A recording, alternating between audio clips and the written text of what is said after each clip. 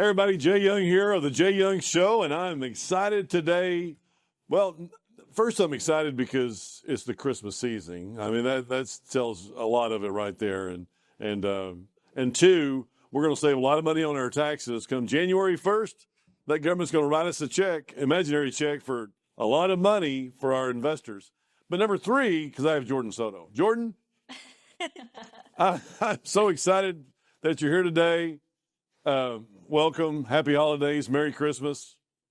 And excited to have you today. Thank you. Thank you. Yes, holiday seating. Yeah, awesome. We have Leo Kelly. And Leo Kelly is the founder and CEO of Verdence. Verdence? Verdence. Verdence Capital.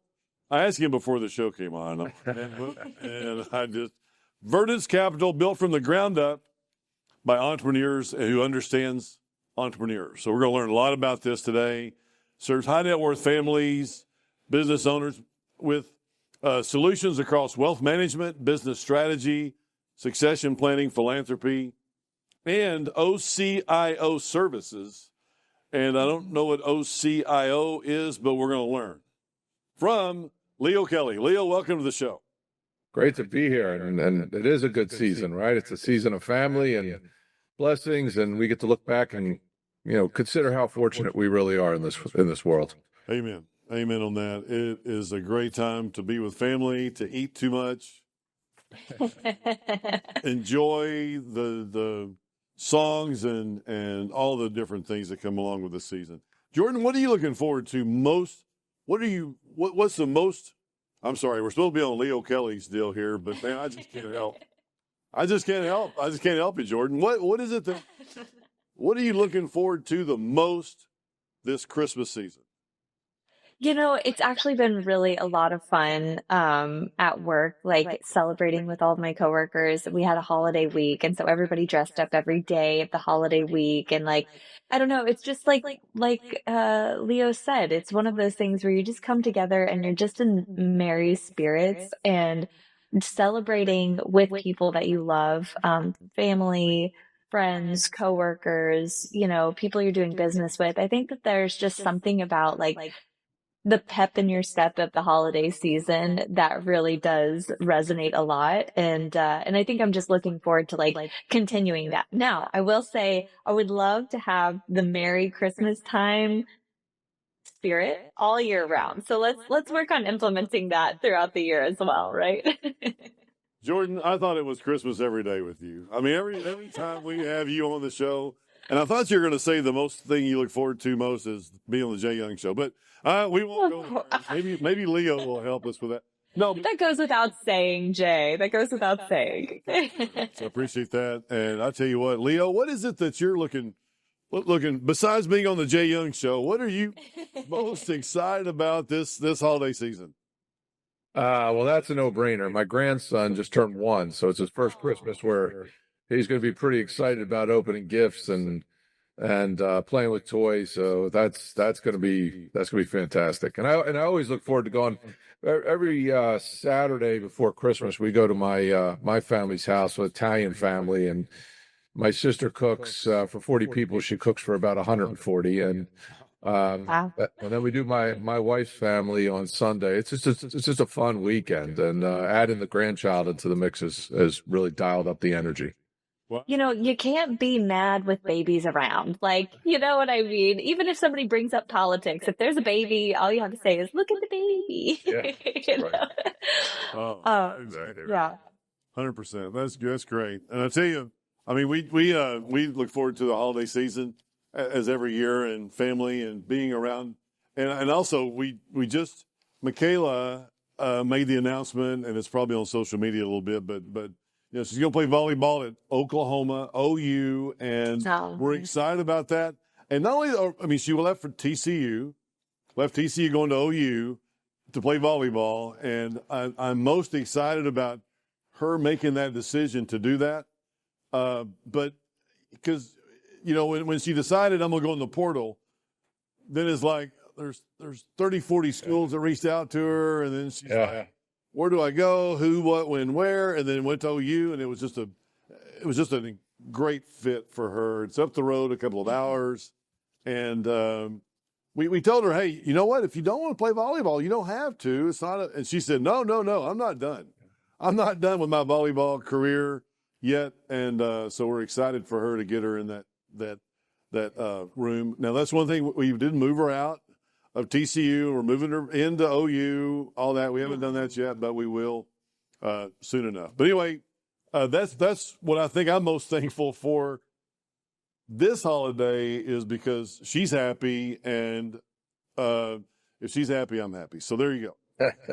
Yeah. All right. You're such a sweetheart, Jay. Your daughter's your daughter's so talented. She's going to do great. Yeah, I'm really looking forward to it. We watched the national championship, or now I guess the semis last night, and we're just, she knows so many of those athletes, and she's just like, I want to be there. I want that stage, and because hey, frankly, when I was a college athlete, I gave up. I kind of quit. I was like, man, this is too much.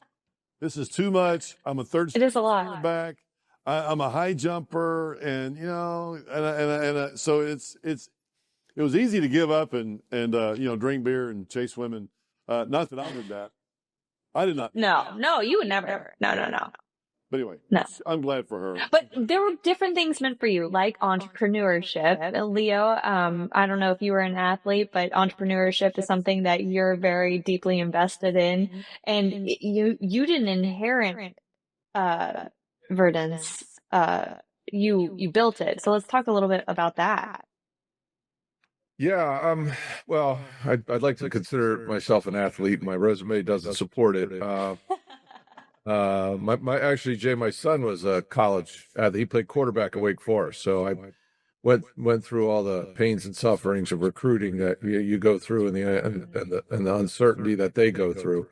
My path was a little different, especially in entrepreneurship. I was, I grew up in Trenton, New Jersey, and our folks, we were kind of a middle-class family who was fighting to get by, and we had a really rough path at one point, and we had some rough times. I mean, I remember a couple winters where we didn't have money for oil, so we would all sleep in one room where the fireplace was, with blankets stacked over the door, and it wasn't forever, but it happened. And so, from my perspective, why I loved athletics and wanted to do that routine, what I really wanted to do was go make money, right? What I really wanted to do was kind of blaze my own path, and so interestingly, my senior year of high school, I used to go to high school for half a day and go sell copiers for a half a day. Oh. And and I did really well. I made a ton of money. It was absurd how much money I was making for a high school kid. And so when I got out, I didn't go to college, much to my parents' chagrin. My dad, who was a teacher, it's all he cared about. And I went in the copier business and made a lot of money. I was 18. I had my own apartment, a couple of cars. I was, living this life. And it really wasn't until I was about 22 that I went to college and got a degree in finance. But the point of the story is I didn't follow the traditional path. One that I watched my son take, and he worked hard and more accomplished than I ever was. But it was just different. It's just two different paths. And, my wife kind of grew up similar to me, and she was equally a hard worker. And, we didn't have the traditional athlete in high school and college frat days. Well, that's great. So you you went into finance, you got your degree in finance. I love this, and I love interviewing people to find out what path they took, because when you're 16 to 22 years old, a lot of big decisions. That's what I was telling Michaela. I mean, this is a big decision, because we went to Tulsa, we got calls from California, South Carolina. This is a big decision for you, because what happens here probably is going to, hopefully you won't move to Oklahoma, because I'm a Texas boy, but no, I'm just kidding. She's very glad to move it. But, it's like this is a huge decision right now for you. So and I love to interview so people listen and see hey, well, that guy did this, and I like that. That sounded like a good. So Leo, and I guess your brother wasn't Jim Kelly of the Buffalo Bills. No, It was not. it's open. No, but so you finance. You went into copier business. 22. You went to school, got your degree in finance, and then what happened after that? How did you spend the first decade or so of your career? Yeah, so I went to school. I was working at Bloomberg. I was older than most of the kids that I was going to school with because of my late start. So I was working as an analyst at Bloomberg. And I always had a fascination for the markets. I mean, when I was a kid, I used to look at stocks and I was, and again, I guess it's because I wanted to build some wealth. And I was just fascinated at the 52-week low and the 52-week high, right? That you could buy something for that, and within a year it could be, it could be 3-4 times as much. It was just I couldn't get my head away from that. And so I went to Bloomberg and I was an analyst. And I thought I had an offer to go up to New York to be a trader. And I thought I was going to go be a trader and a portfolio manager and a hedge fund someday. And the one thing I think is important, it's helped me in my life, and I think it's important for young folks going through their early stages is don't shut out opportunity. Listen, do some evaluation when opportunities come to you. And I got a tap on the shoulder from a college professor that said, you would be good in the wealth management business. And my husband runs financial planning for Merrill Lynch, and you should go talk to him. My initial response was, financial planning. Oh, no, I'm going to Wall Street. I'm going to the exciting stuff, right? I'm going to trading. But I did. I went and I listened, and it just made so much sense. It was so logical. It was so it was definitely a calling. And so I went out of college and started working at Merrill Lynch in their financial planning department. And within a couple of years, I was running the East Division for financial planning for them at a young age, and making money, enjoying it. My wife, she worked her way through school. She's a pharmacist. She and I have been together since we were 18.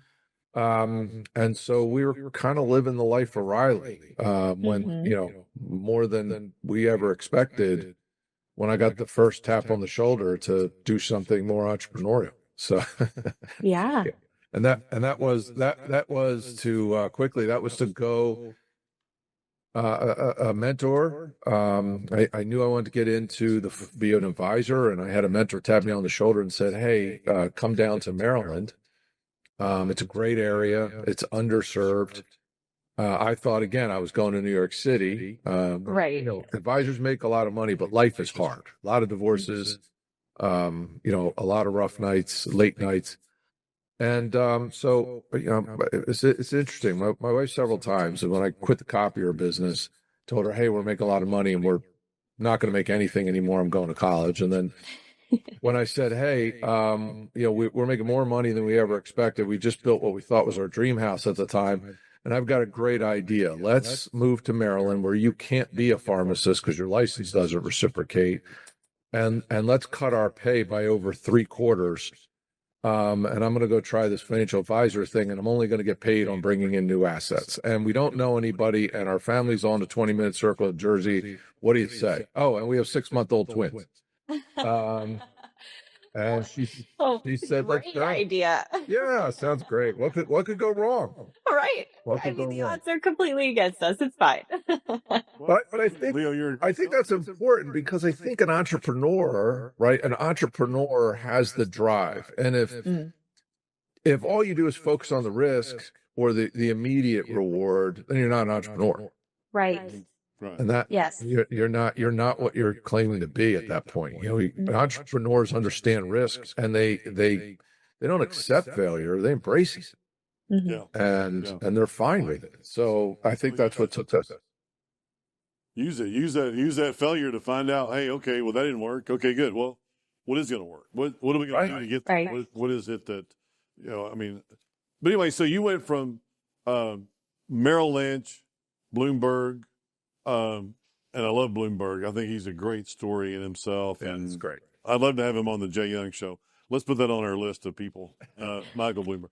But to be an advisor, is when you say that, is that an RA as an advisor, is that the kind of the same thing, or is that Close? It's close. Being at Merrill Lynch, you're a broker.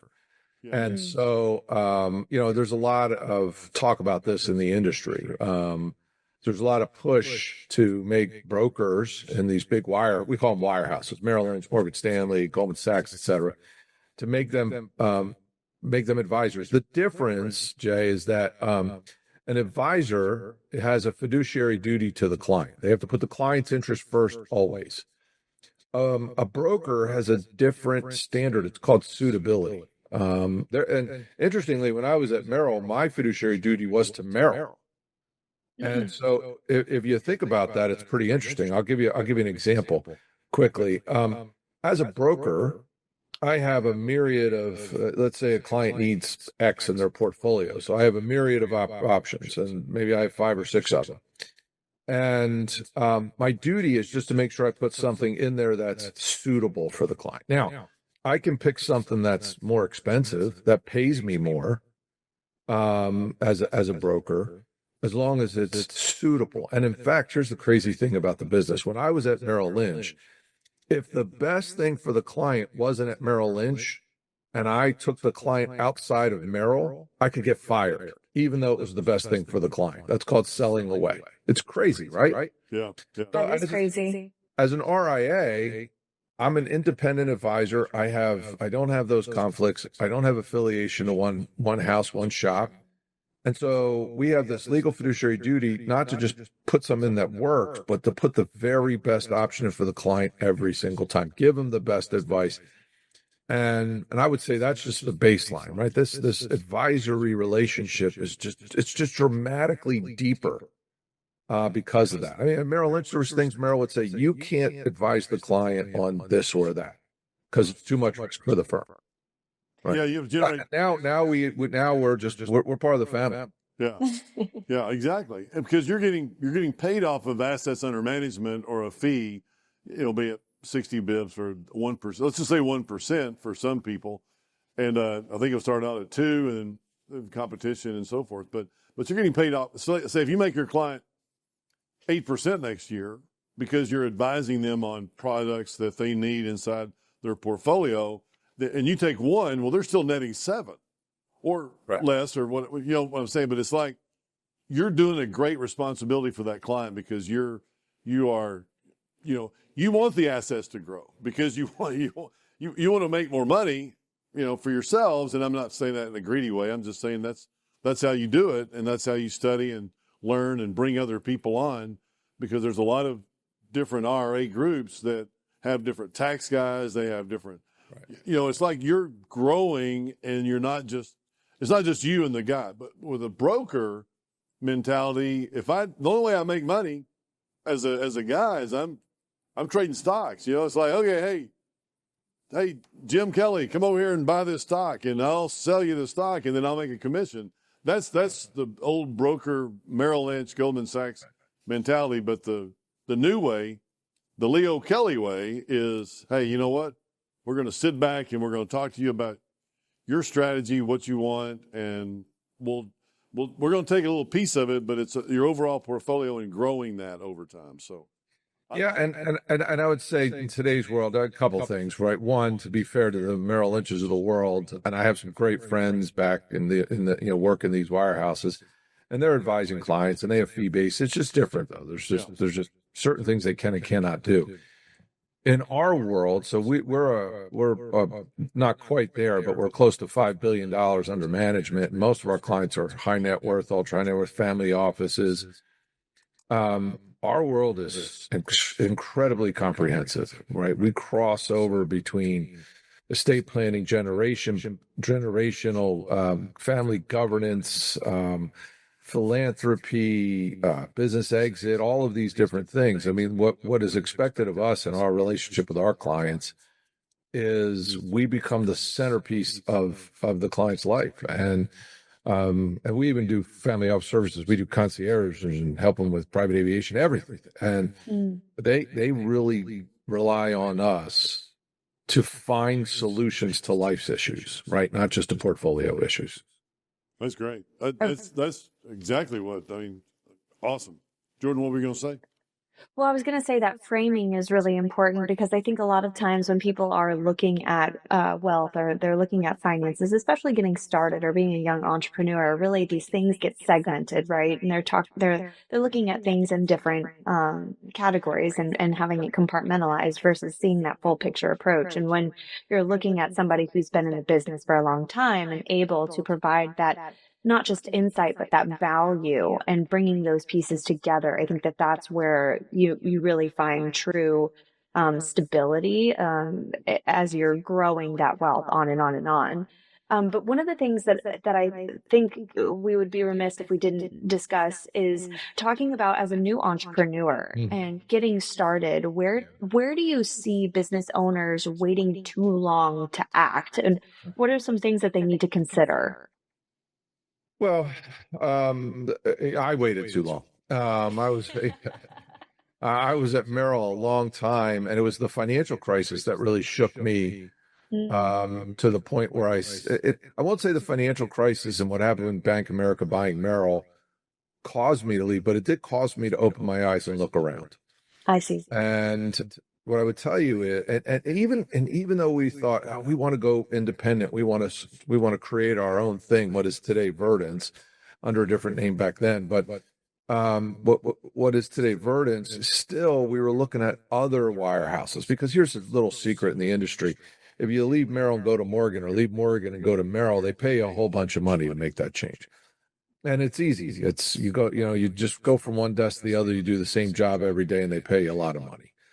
But it's not rewarding. It's not fulfilling. And I think what drives us is, I have a saying in our business: build the business as if the client were the architect, right? Build it in their eye. And if you're honest with yourself and you're not rationalizing behavior to feed your own ego, wallet, whatever it is, and you always put that client in front, you're going to build a great business if you're consistent with that. And so from our perspective, we had that opportunity to take the easy jump over, and we did. We took the hard jump. We looked away from the money and we started to build this business. And what I would tell you is, my wife said early on, after a few years into this thing, and the fourth time I said, "Hey, we're giving up the easy thing and we're going to do this other thing." She said, "I've never seen you work this hard and have so much fun." And so what I would say to entrepreneurs that are considering this, first of all, it's like having kids. You can do the smart thing and wait, and then when you have your first kid, you say to yourself, "Why didn't I do this sooner?" This your business is your baby. It's your child. It's your kid, right? You have to give it birth. You have to nurture it. You have to take care of it. You have to build it until it kind of does its own thing, right? And then you just give it advice and you manage it. And it doesn't always take it. So from our yeah, that's what it is. And so from our perspective, what I would tell folks is, if you sit there and all day long you think about why I can't do the business, you're not an entrepreneur. But if and if all you're focused on is, well, yeah, but I have to give up, let's say I was making a good amount of money up now, I have to give up the steady pay, you're not an entrepreneur. You're an entrepreneur if you feel that pull, that curiosity, that drive. And the key is, you have vision, right? You see something, you want to be a part of something bigger than yourself. Then my advice is, do it, right? Start doing the research, start doing the preparations. And what I would also say is, make sure you have a plan and you have some capital. That's the technical side. But I think you just have to be honest with yourself. I think you really have to look in the mirror and do a self-evaluation of who you are. Yeah, that's great. Awesome. And this, I'll tell you what, that's extraordinary. That I don't know how long you guys been in business? Well, we originally left Merrill Lynch in 2012, and we were under the name Kelly Wealth Management. We were working with a partner called Hightower, and then in 2017 we created Verdence. Wow. And so we when I left Merrill, we had about 600 million under management. When we created Verdence, we had $1.2 billion, and now we're knocking on door 5. So we've grown the business quite a bit. It's been fun. Yeah. Congratulations. Thank Yeah, you. whatever you're drinking or feeding people or doing whatever, man, you're awesome. Well, I mean, you sold your wife. I mean, you're a great salesman because you sold your wife on becoming an advisor, number one, and number two, you're doing this great job. What makes you guys different? What is the difference between you and the other RA firm? Not that Yeah. there's anybody else, but what's the big difference? Yeah, I'll correct you on one thing though. If I was a good salesman, it wouldn't have taken me 4 years to get my wife to go on a date with me. But let's leave that aside for a second. Let's leave that aside for a second. But you're That's the difference. We're persistent. Persistent and consistent. We love it. man. No, the very real answer to your question is our people, and this is obviously this is the cliche answer that everybody says, but every great business has great people. Bottom line, right? That's, and so from our perspective, my partners that came along on this ride, I originally jumped, and as they kept joining us, they have believed in our vision, and they have been consistent in supporting that vision and growing.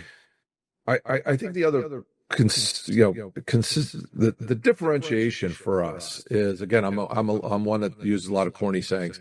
So I always say people should be in business, should be running 100 miles an hour and feel like they're walking, right? And if you're doing that, you're in your God-given talent. And so what we do here, which I think is very differentiating for us, right? We start with that client is the architect thing, and we build it in their point of view. But then what we do is we get great people, and by great people, we don't hire positions, we hire people. So we get great people. We're fanatic about our culture, just absolutely crazy about our culture. So we get great people that fit in our culture. We put them in a position to do what they're great at, and we don't ask them to do the other stuff, because there's somebody else there that's great at that. And so what we've done is we've created this business where we're running in this hyper collaborative culture. And we've, rather than just everybody doing services for the client, we've built actual business platforms inside our business, a financial planning platform, a family office platform, an institutional investing platform, a private equity platform. And they're run like independent businesses, and people are engaged in those businesses, and they're all collaborating with each other so that when the advisor brings the client to the system, right, it's like they're doing business with 7 different companies all working together. And it's created a really powerful offering that our clients just absolutely love. And again, they love the people first, and then they love the offering second. Yeah. So what was the most important thing you learned at Merrill when you were at Merrill? What was somebody said, "Hey, tell me about your days at Merrill Lynch." What do you think the most important thing was? I mean, I learned so much. I think technically, what I learned, because I went in as a stock guy, I learned the importance of financial planning and long-term focus. And my mentor, a guy named Bob Costas, who was, great, old school broker, but always, he was different. He wasn't thinking about it the moment by moment. And what he taught me the reality of markets, right? The long-term nature of markets. And most importantly, if you're following the herd, you're usually headed for the slaughterhouse, right? Right. He taught me to stick to your beliefs, use the history of the market, use behavioral finance in your decision making, and stick to the financial plan. And we've had tremendous success for clients because of that. And so I think technically that's what Merrill taught me. I think from a career standpoint, when I was at Merrill, I used to run around the country and do practice management talks for other advisors. And I had a talk that I did called Breaking Plateaus.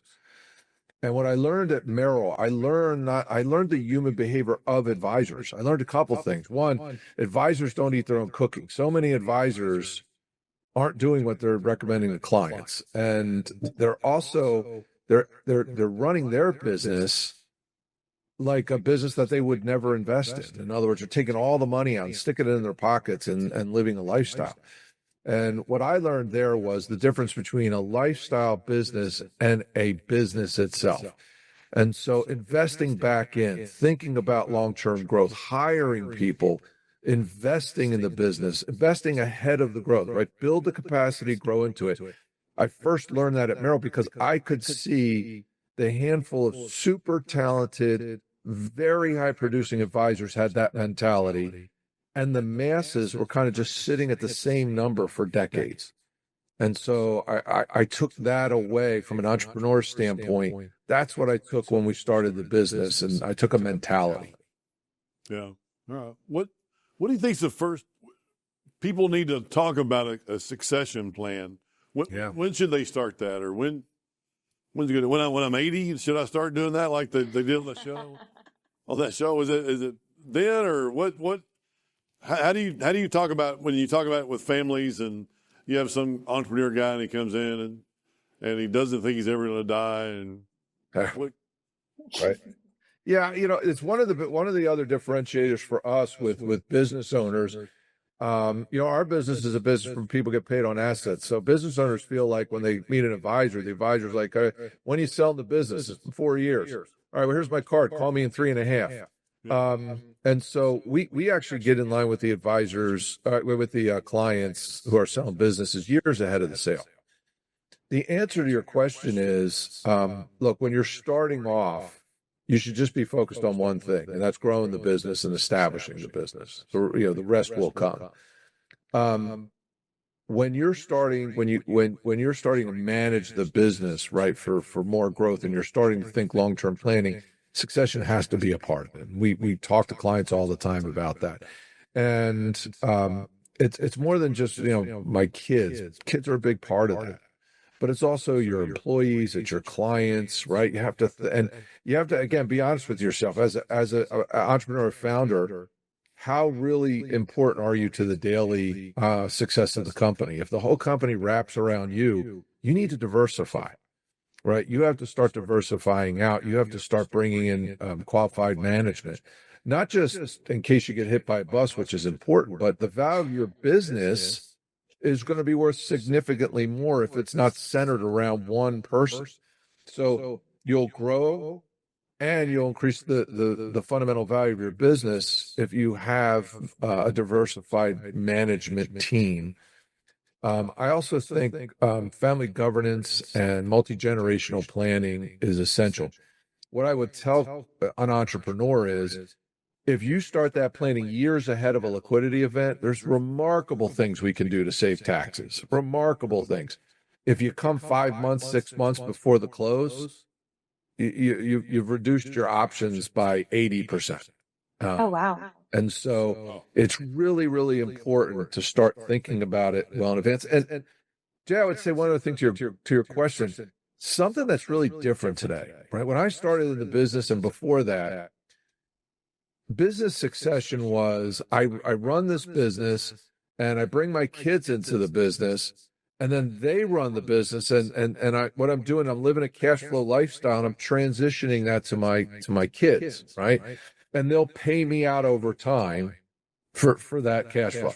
Mm-hmm. The difference now is that the baby boomers are aging out. There's not enough Gen X to buy all those businesses. The business has become more sophisticated, so multiples are considerably higher. And so you have a multi-pronged issue here. One, because multiples are higher, the money's too big.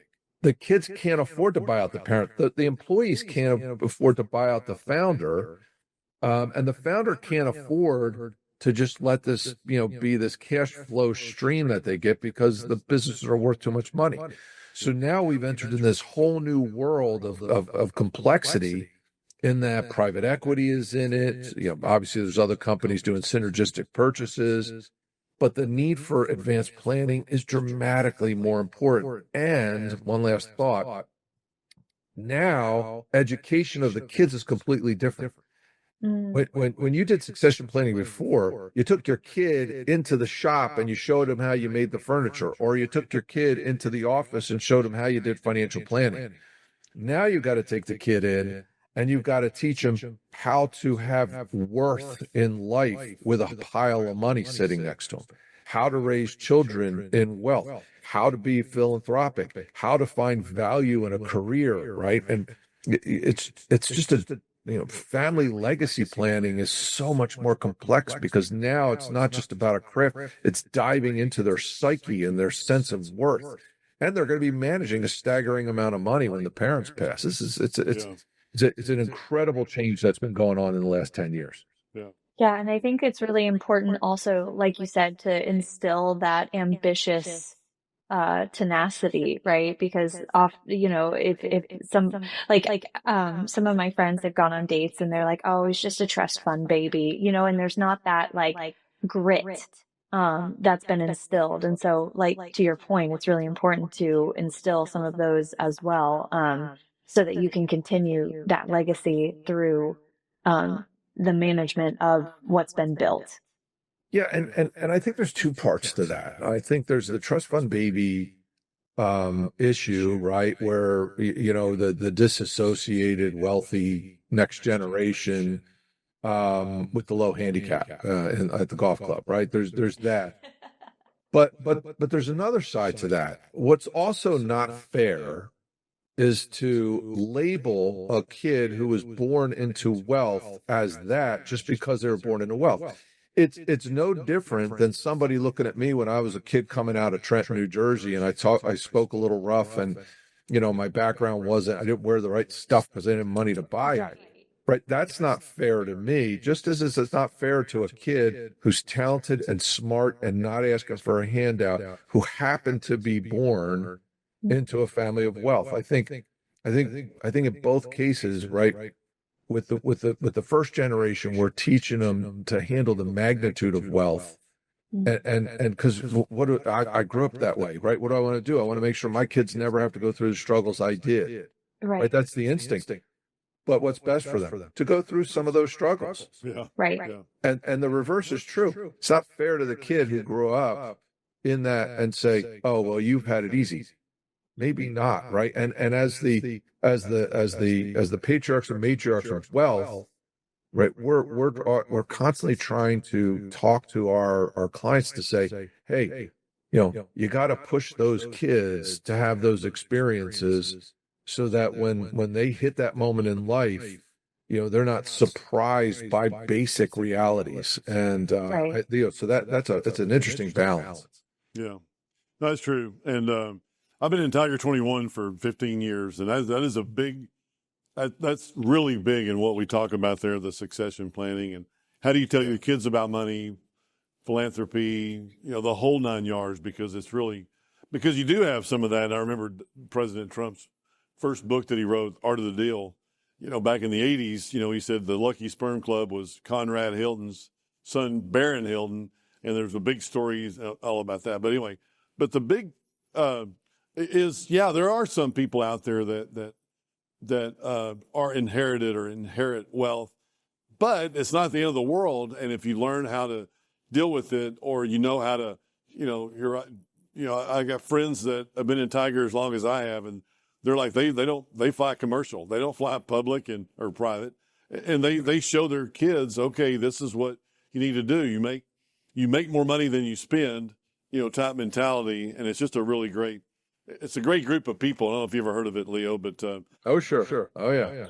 And I'd love for you to come speak to some of our groups, or I like to stay in touch, because there are people out there that do need, that different advice, because sometimes our meeting yesterday was extraordinary, because it was a guy that has his, and I really can't talk about all the different things, but I understand. One of our guys, is talking about his son, and his son, he's just not doing what he wants him to do. And yeah, I mean, when you're 25 years old, what did you do, or what did I do? I was like, man, I was goofing off. I'll tell you that. Exactly. I'd add a couple thoughts to that. Right. One is there's the undying question that we get all the time, which is, when do I tell the kids about my wealth? And obviously, you can do it too early, right? You can spoil them. But the flip side is, there's no business owner that would ever send a manager into a new business entity having no information and giving him all that information on the first day the business starts. Right? That would be moronic. And yet, so many people, and it's not to suggest this decision is moronic, this is a little different, but so many people want to hide information. And then when do the kids find out about it? The day they get the money, and now they have to manage it having no preparation. Mm. Right. So I think for my personal belief, I mean, we are very open. We talk a lot about it because I want to prepare and train so that you're prepared for it. And I think that's an important piece. And I think the other piece, you just hit something that's very important in legacy. Your kids are not you, and they're different. They're unique. And my son is a wonderful kid. He works at T. Rowe Price. He worked hard to go play college football. He's far more accomplished an athlete than I ever was. He was by like ninth grade, and so to compare him to me along the way, he's different. He's got different skills. He's got different strengths. My girls, my one daughter's getting ready to finish law school. My other one gave me a grandson, and she's got a whole following and fitness. Right? They're just different. Let them be that. Right? Don't manage it to the outcome. Manage it to the person, and embrace that. Because I think the hardest thing for what we see with some kids that struggle with this is when all you do is compare them to where you were and you just want them to be what you were. Well, here's what happens. The kid wakes up on second base and he's trying to prove to the world that he's been the first. And you never have been. That's not the goal. The goal is to get home. Right? Right. The goal isn't to go from 0 to a number. The goal now is to take it from a number to something different and create value in life with that. So let's not have them focus on 0 to the number. Yeah. What do you think Elon Musk is going to do with his $600 billion when he dies? Turn it into like 2 trillion. Oh my God. Isn't that crazy? Yeah. But anyway, all right, let's finish up if you don't mind. Is there anything else that you want to say about Verdence? Instead of giving me I'd love to have one of those vests. I love that vest. I think it's very plastic. Maybe one of these days I can get one of those. Anything in particular you want before we go to the weekly 5? Is there anything in particular you want to close with, or? Yeah, I would close with this. One of the things that we're really focused on, right, is investing is changing rapidly. And so investing has to be part of this bigger picture plan. Investing has gone far beyond, you're in Tiger 21. It's gone far beyond just, index funds or the S&P 500. We're laser focused and spend a lot of time in the private markets. And this world has become a lot about private markets. And I think you have to have competency there. Now, private markets aren't for everyone, right? You have to have enough net worth. You have to have the ability to withstand illiquidity, et cetera. But I think you have to constantly stay in front of where things are going, and yet maintain a core basic principle of how to invest, right? Not just chasing the hot dot. So we're in a time where AI and technology is going to feed this belief that I can just go online and find information and do it myself. And yet we're reaching a time where there's probably more need for advice than ever before. And so, for Verdence, that's what we're trying to do. We're trying to be at that crossroads between technology and advice, generations, and ingenuity in investing. And I think we have to just constantly stay in front of that. Yeah. And it's very smart. And it's a one size fits all, one price fits all. It's like you get not only do you get Leo Kelly, but you also get his advisors or his brain power that he's hired on his firm to talk about, taxes or income or whatever. So he has all these people on his company that, you don't have to think. All you have to do is go, hey, okay, Leo, this is how much money I have, and this is how much money I want a month, and grow this, blah, blah, blah. And he'll ask you, I'm sure Leo's got questions that are a mile long that he can ask. So, and to that point, Jay, one thing for entrepreneurs out there, right? Hire people smarter than you. Yes. Hire people smarter than you. If you're not, then that's an ego decision. You got to hire people smarter than you, and then let them give them the autonomy to make your organization great. Yeah, no, it's very, very true. And, to talk a little bit about oil and gas news real quick, that's true. And especially with oil and gas, because with oil and gas right now, one of our clients reached out last night and said, hey, with this dip in oil prices, are we okay? And I said, man, now's the time to build. Not only are you saving a tremendous amount of money on your taxes, put in $500,000, he'll get $200,000 back from the government January 1st, ringing the bell. The bell's different. He rings the bell and he gets an imaginary check from the government. Sometimes you ring the bell and you're at Wall Street, like Leo was at one time, but you save money on your taxes, but we're building assets and it's going to cost us $8 million to drill a well instead of 10 or 11.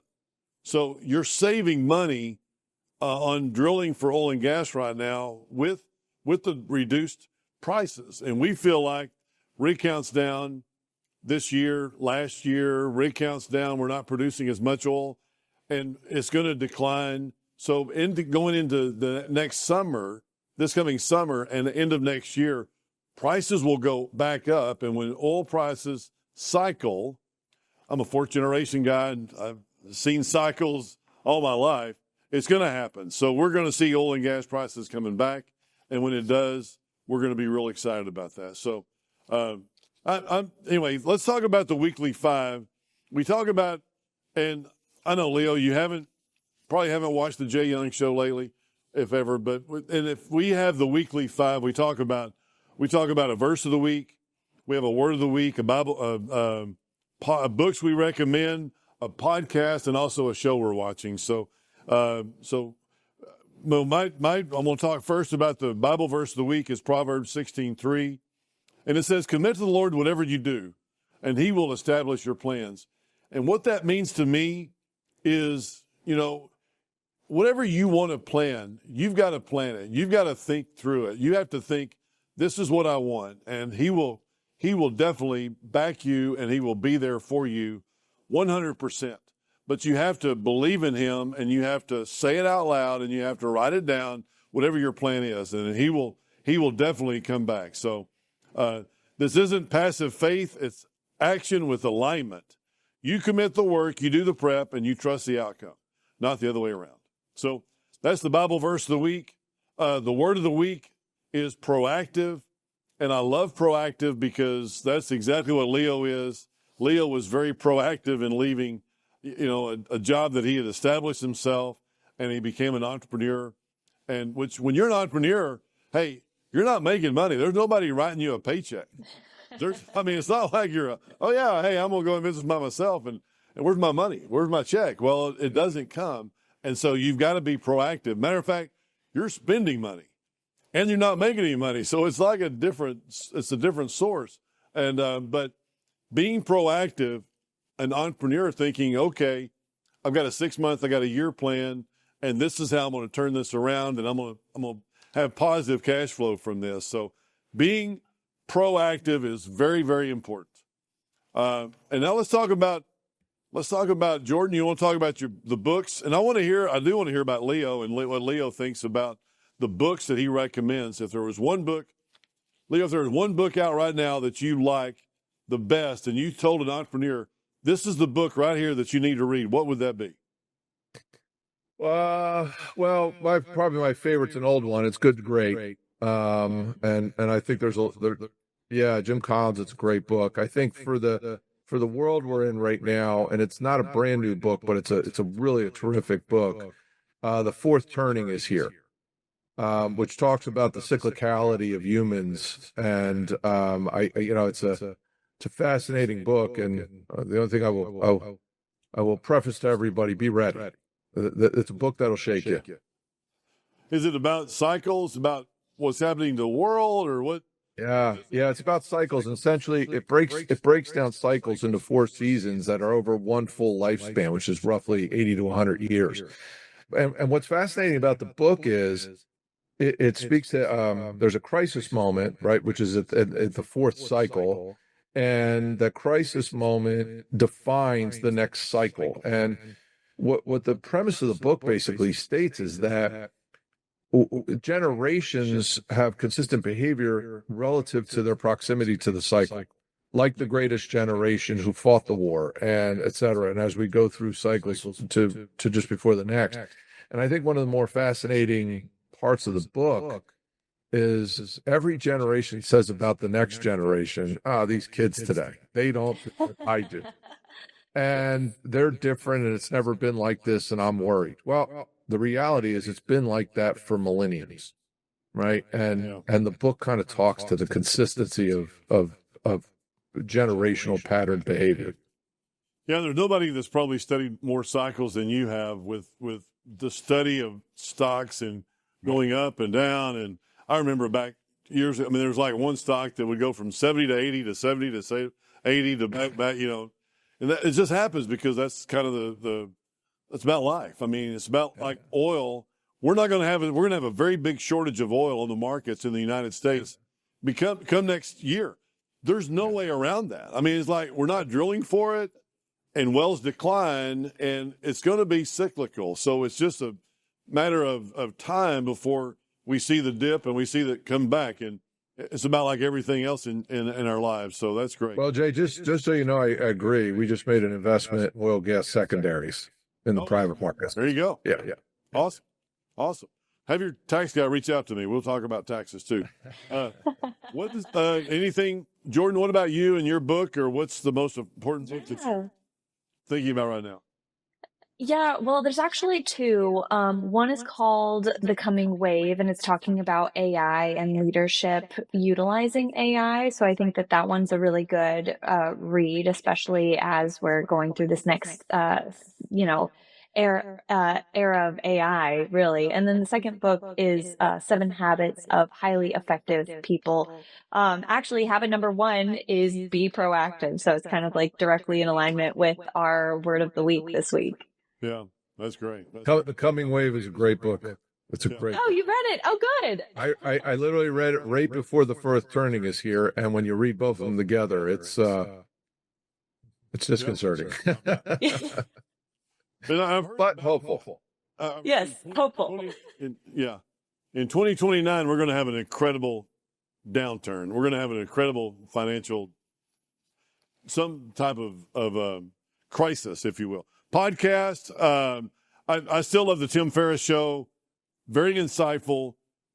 You know, he's one of those that he's a big proactive thinker, and I love his insight on asking great questions, and which is the lead to, you know, finding out more information about anything.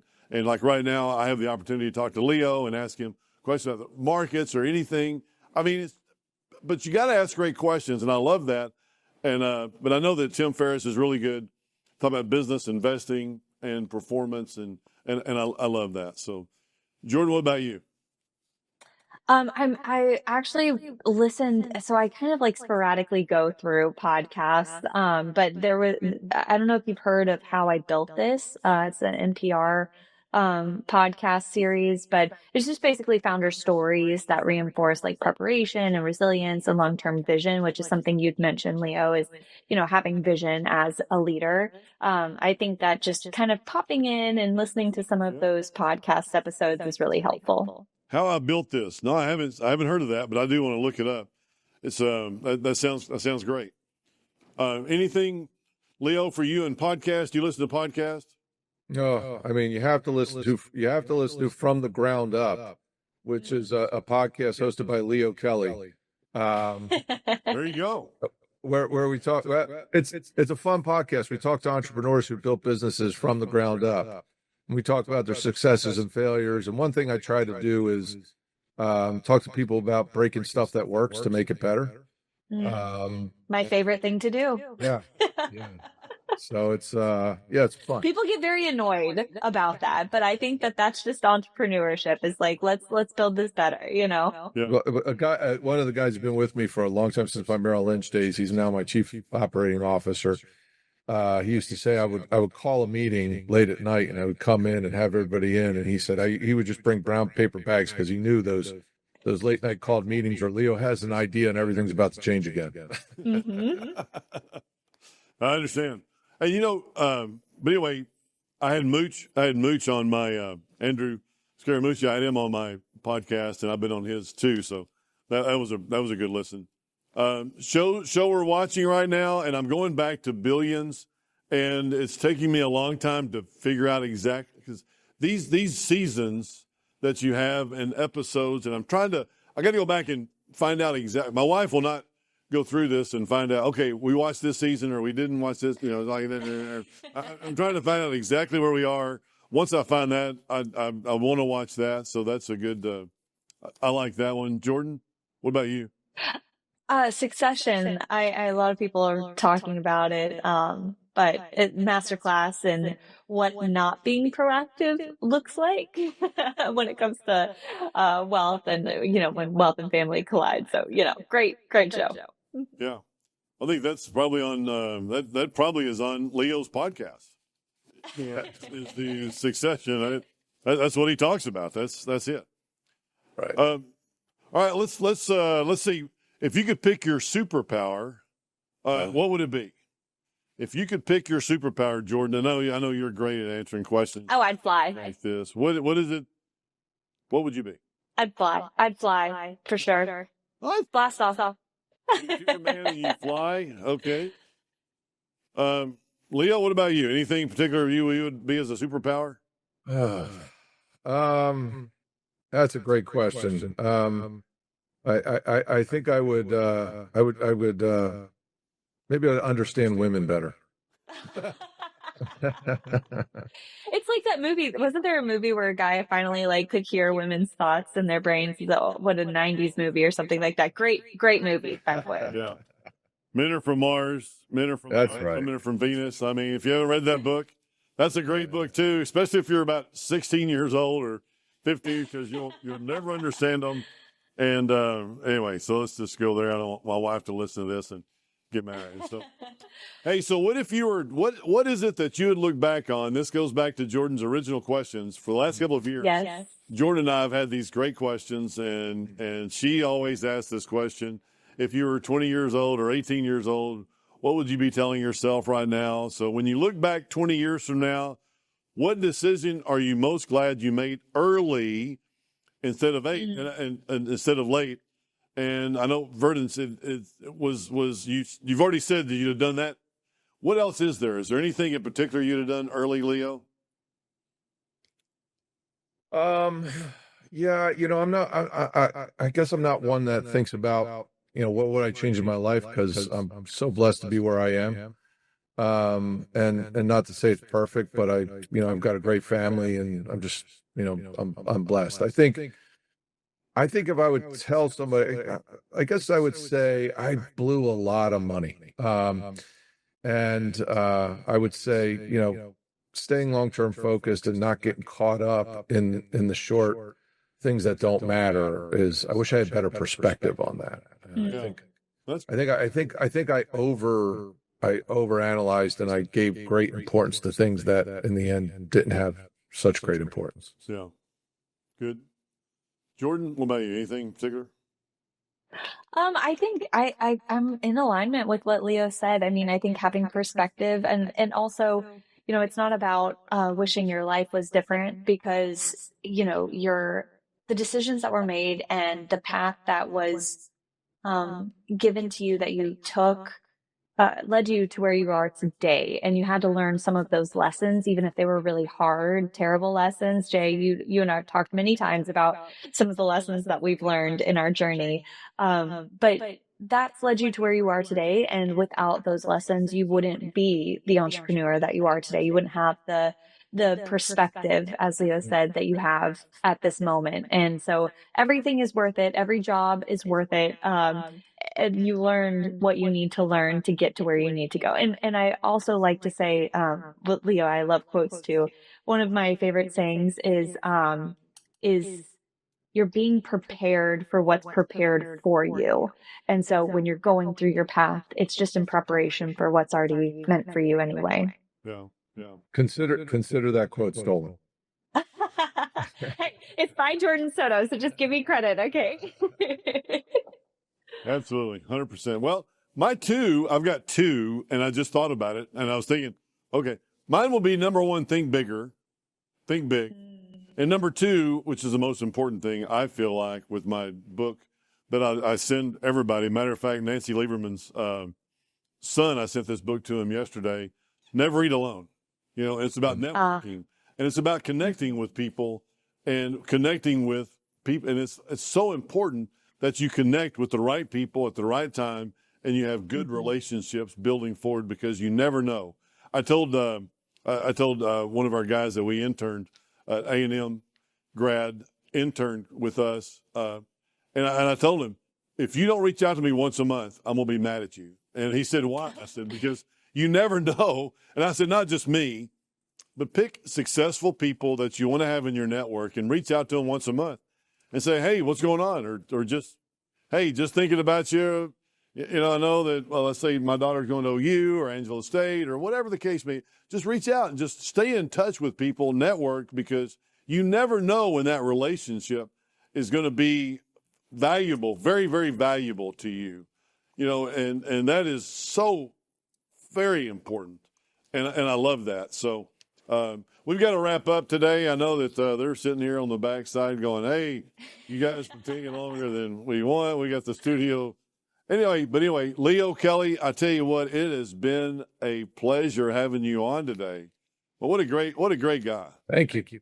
I appreciate it. What a great company you've built. And I want to learn more about Verdence, and I want to learn more about what you're doing and what's going on in your world. And Jordan, it's so great to see you. And instead of saying Happy Holidays, I'm going to say Merry Christmas, because that's just the way we are. And but everybody, I hope you enjoyed the show today. If you did, hit the like button, and also tell us what you want to hear. If there's anything in particular, I don't think I'm doing this thing perfect at all, 100%. I want to do it perfect, and I want to reach out to people that you want to listen to. So if there's anything that I can do on this end in attracting people that you want to listen to, or questions, please, write below or hit us up, and we'd like to do that. So thank you very much, everybody.